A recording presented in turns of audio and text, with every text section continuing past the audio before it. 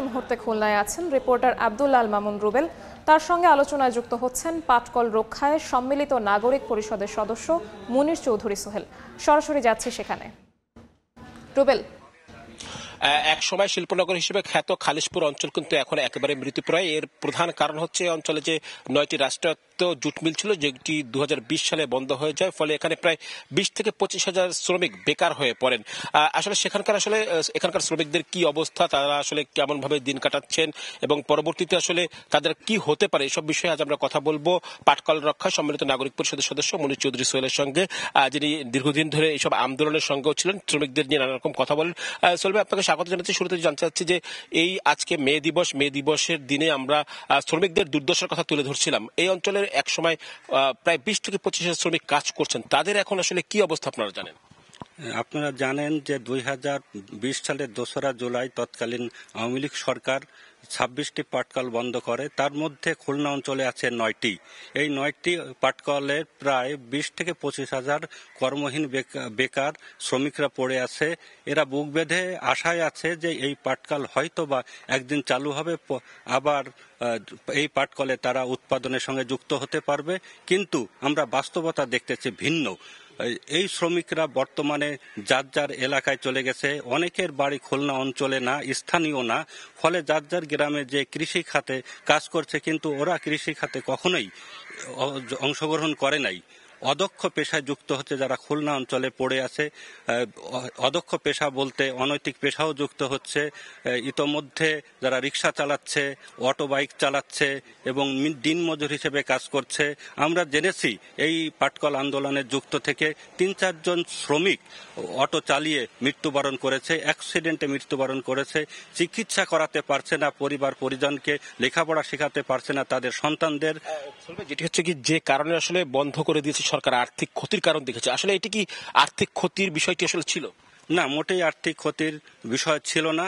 আমরা দীর্ঘ এই আন্দোলন সংগ্রামে যুক্ত থেকে এবং শ্রমিকদের পাশাপাশি প্রশাসনের ছাড়া যুক্ত আছে, তাদের কাছ থেকে জানতে পেরেছি দুর্নীতি লুটপাটের কারণে এই পাটকলগুলো বন্ধ হয়েছে। এর সঙ্গে জড়িত আছে বিজিএমসির চেয়ারম্যান, কর্মকর্তা সহ বিগত দিনে যে সমস্ত সরকার ক্ষমতায় এসেছে তাদের সাবেক আমলা এবং মন্ত্রীরা এর সঙ্গে যুক্ত।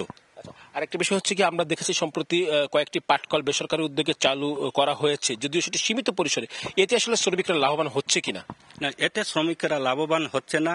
আমরা এই স্বাধীনতার 50 বছরে দেখেছি যে সমস্ত রাষ্ট্রীয় পাটকল চালু ছিল, বিশেষ করে বাংলাদেশে পাটকল ছিল 80টার মতো রাষ্ট্রীয়ভাবে। পর্যায়ক্রমে দেশি বিদেশি সংস্থা, বিশেষ করে এডিবি, IMF এর নির্দেশে বাংলাদেশের সমস্ত রাষ্ট্রীয় পাটকলগুলো বন্ধ করে দেওয়া হয়। পাশাপাশি যত শিল্প কলকারখানাগুলো আছে তো সবগুলোই বন্ধ করে দেওয়া হয়।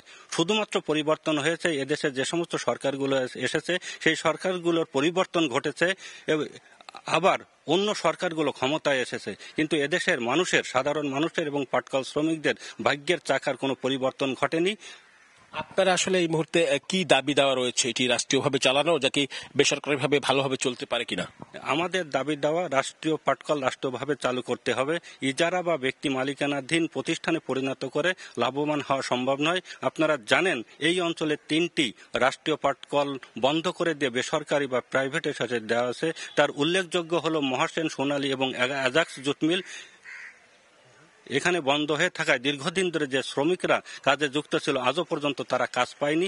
পাশাপাশি এই প্রাইভেটাইজেশনে যে কয়টা পাটকল চালু রয়েছে, প্রত্যেকটা পাটকলে দেখা গেছে কর্তৃপক্ষ প্রায় 200 থেকে 250 কিংবা 250 টাকা এদের বেতন দেয়। অত্যন্ত মানবতার জীবনযাপন করছে এরা।